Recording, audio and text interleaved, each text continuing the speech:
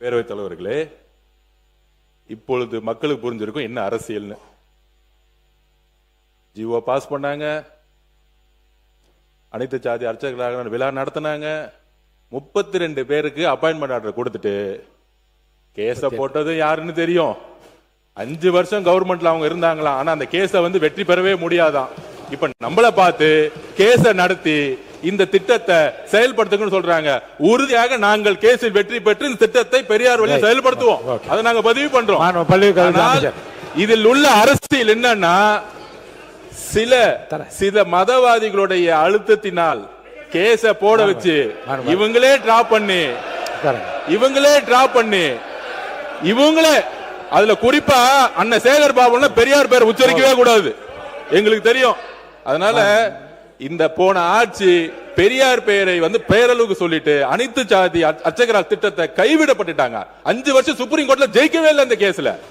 Just எல்லாமே பேப்பர்ல தான் இருக்கு. எந்த திட்டமா இருந்தாலும் பேப்பர்ல தான் இருக்கு. அப்படிங்கறத நான் பதிப்பிட்டேன். அதுக்கு ஒரு மக்களுக்கு முன்னுதாரணம் இந்த திட்டம் தான். மாண்பு பள்ளிக்கல்வித்துறை அமைச்சர் அவர்கள், மாண்பு பள்ளிக்கல்வித்துறை அமைச்சர் இதெல்லாம் முடிக்கணும். மாண்பு பள்ளிக்கல்வித்துறை அமைச்சர் அவர்கள் உட்காருங்க. பேரவைத் தலைவர் அவர்களே, அவர் பேசிட்டு உட்காருங்க. இந்த எல்லா பிரச்சனையும் எங்க ஸ்டார்ட் ஆகுதுன்னா, அவர் பேசுறாரு, உட்காருங்க. திமுக சட்டமன்ற உறுப்பினர் பேசுகிற போது அவர் பேசிட்டுங்க, உட்காருங்க. நான் பேசணும்னா பேசுங்க, உட்காருங்க. நீ பள்ளிக்கல்வித்துறை அமைச்சர் பேசுங்க. உறுப்பினர் அனுப்புறங்க, உட்காருங்க. அனுமதி தர உட்காருங்க. அனுமதி தர உட்காருங்கன்னு சொல்றேன்ல, அனுமதி தர போறேன். அடுத்தது அன்பழகன் சாலை தருவேன். அது மாதிரி சேகர் பாபு உட்காருங்க. நீ பேசுங்க சார். மாண்புமிகு பேரவைத் தலைவர் அவர்களே, இதெல்லாம் எங்க ஸ்டார்ட் ஆச்சுன்னா, சட்டமன்ற உறுப்பினர் பேசுகிற போது சமூக நீதித்துறை அமைச்சர் இதை சொல்லிட்டாருன்னு சொல்லிட்டு தாங்கள் என்னெல்லாம் செஞ்சோம், அதை செஞ்சோம், எதை செஞ்சோம்னு பெருசா சொல்லிக்கிட்டே போனார். உண்மையிலேயே அனைத்து சாதியை சேர்ந்தவங்களை அர்ச்சகர் ஆக்கணும் அப்படின்னு அவங்க சொல்றாங்க. அனைத்து சாதியை சார்ந்தவங்களை அர்ச்சகர் ஆக்குனாங்க. சரி, அப்புறம் ஏங்க ஒரு தலித்த கூட பள்ளிக்கல்வித்துறை அமைச்சரா இத்தனை வருஷத்துல நீங்க ஆக்கவே இல்லை? இதுதான் உங்களுடைய சமூக நீதியா? உயர்கல்வித்துறை அமைச்சர் அவர் இருந்தாரு, ஏன் பள்ளிக்கல்வித்துறை அமைச்சரா ஆகல? ஒண்ணு. ரெண்டாவது அதெல்லாம் செஞ்சதா சொன்னாங்கல்ல, அது கடமை.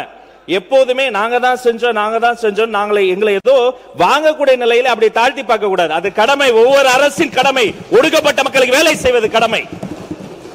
3, இவ்வளவும் சொன்னீங்களே, அதே கட்சியில இருந்து எத்தனையோ மூத்த உறுப்பினர்கள் இன்னைக்கு இந்த சமூகத்திலிருந்து, ஒடுக்கப்பட்ட சமூகத்திலிருந்து இத்தனை பேர் வந்துட்டாங்க, இவ்வளவு பேர் வந்துட்டாங்க. நாங்க போட்ட பிச்சைன்னு சொன்னதை மறக்க முடியுமா? யாருக்கும் பிச்சை போட வேண்டிய அவசியம் இல்லை. பாபா சாஹேப் அம்பேத்கர் கொடுத்த உரிமையில் நாங்கள் வாழ்ந்து கொண்டு இருக்கிறோம்.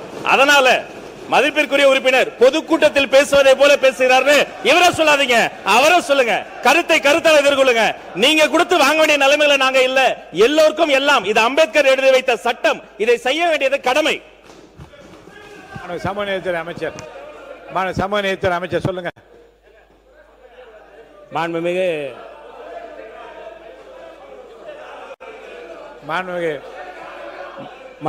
பேரவைத் தலைவர் அவர்களே, கேட்கிறேன். மாண்புமிகு பள்ளிக்கல்வித்துறை அமைச்சர், நீங்க இந்த பிச்சை என்ற வார்த்தை கேட்கறேங்க, உட்காருங்க. கேட்கிறேன். மாண்புமிகு இந்த பிச்சை என்ற வார்த்தை எங்க இருந்து எடுத்தீங்க?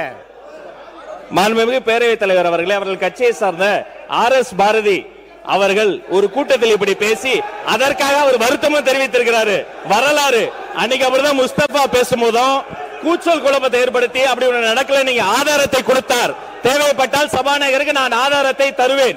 முஸ்தபா சொன்னதும் உண்மை, இந்த ராஜமுகன் சொன்னதும் உண்மை. ஒடுக்கப்பட்ட மக்களுக்கு வெற்றி தலைவர் வாழ்க்கையில தான் ஒரு விடிவுகளை மறுவதும் உண்மை. உறுப்பினர் இருங்க.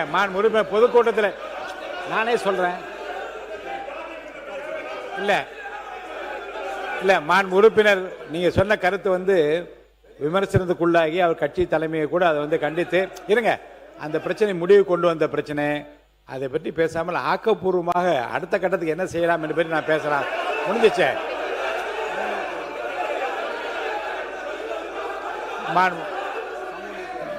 சமூக நீதித்துறை அமைச்சர் என்ன சொல்றீங்க?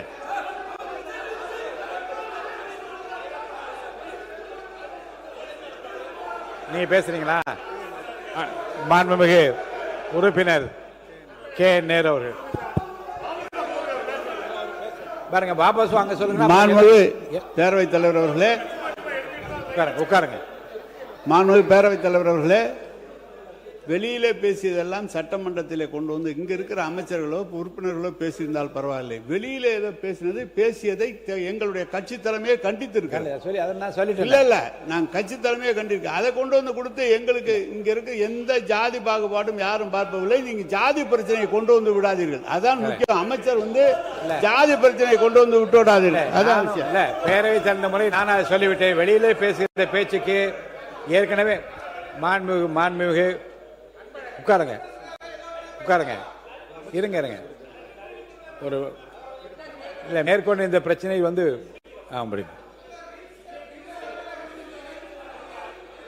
மாண்புமிகு பேரவைத் தலைவர் அவர்களே, அண்ணன் சொன்னது போல நம்ம சமூக நீதி அமைச்சரும் இங்க எதுவுமே சொல்லல. அவர் ஒரு நேர்காணலில் வெளியில் சொன்னதை எடுத்து வந்து இவர் பேசுகிற போது நீங்கள் வெளியில் சொன்னதையெல்லாம் நாங்கள் பேச ஆரம்பித்தால் நாடு தாங்காது, நீங்களும் தாங்க மாட்டேங்கிறதுக்காக தான் சுட்டி காமிச்சேன். மற்றபடி எதையும் நான் சொல்லல. மாண்பு உறுப்பினர் ஒரு நிமிஷம். கேபி அன்பழகன்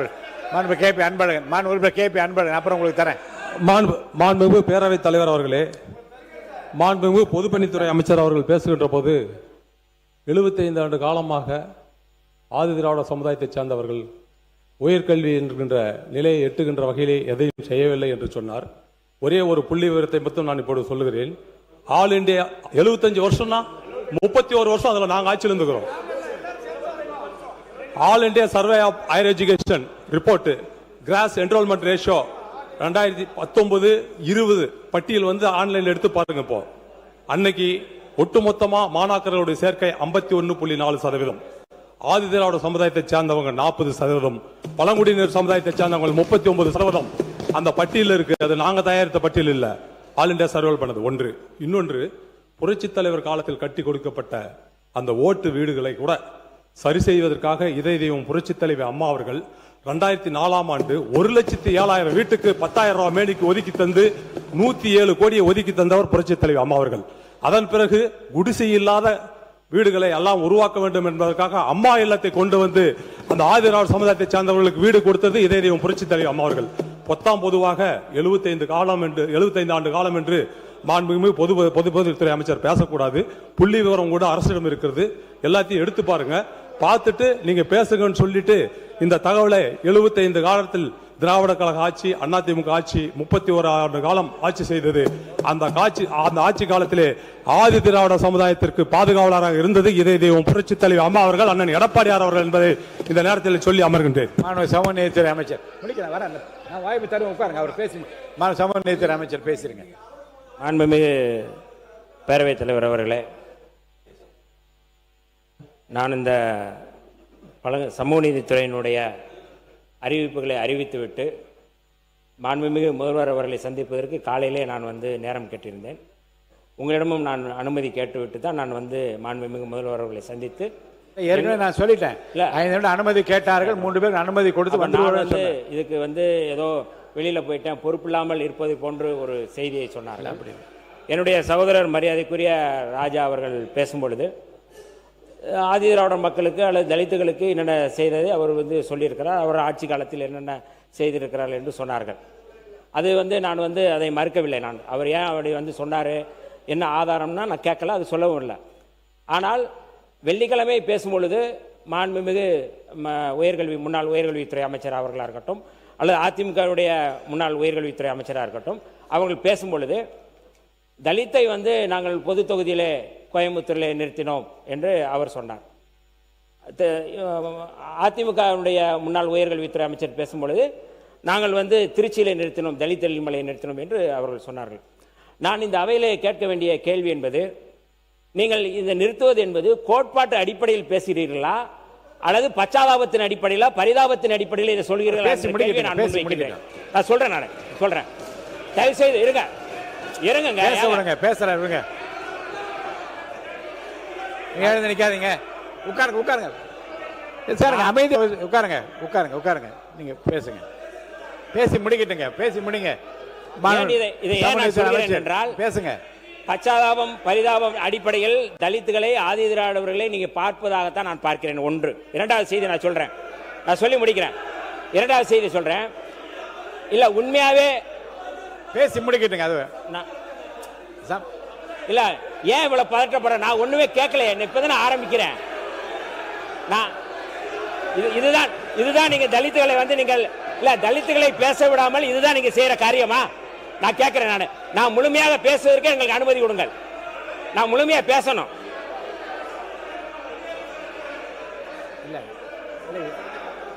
இல்ல அவர் பேச விடுங்க. அவரை மாண்பு அமைச்சர், மாண்பு சமூகநீதி அமைச்சர். இல்ல நான் முடிக்கல. இல்ல என்ன அவர் பேசி முடிக்கிட்டு நீங்க கேளுங்கன்னு சொல்றேன்ல. அவர் பேசி முடிக்கட்டும். ஆரம்பிக்கிறேன். இந்த துறையை சார்ந்த மானிய கோரிக்கை இல்ல மற்ற அமைச்சர் எல்லாம் பேசி இந்த துறையை சார்ந்த அவரு பேசட்டும், என்னன்னு கேளுங்க. நீங்க மறுங்க. முழுமையா பேசி ஆரம்பிக்கவே இல்லை, முடிக்கட்டும். நான் உங்களுக்கு பேசுற அனுமதி கண்டிப்பா தரேன். உட்காருங்க. இல்ல நானு இப்பதான் நான் வந்து ஆரம்பிக்கிறேன்.